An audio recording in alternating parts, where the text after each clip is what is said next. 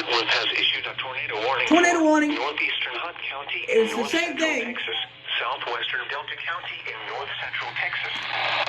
PM Central Daylight Time.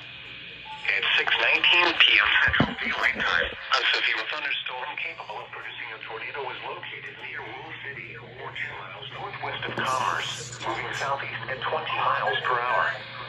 Hazard: tornado and quarter-size hail. Oh gosh. Wind indicated rotation. Impact: flying debris will be dangerous to those caught without shelter. Mobile homes will be damaged or destroyed. Damage to windows and vehicles will occur. Tree damage is likely. This dangerous storm will be near Commerce around 6:35 p.m. Central Daylight Time. Klamath and Cooper Lake around 6:45 p.m. Central Daylight Time. Other locations fairly cover now.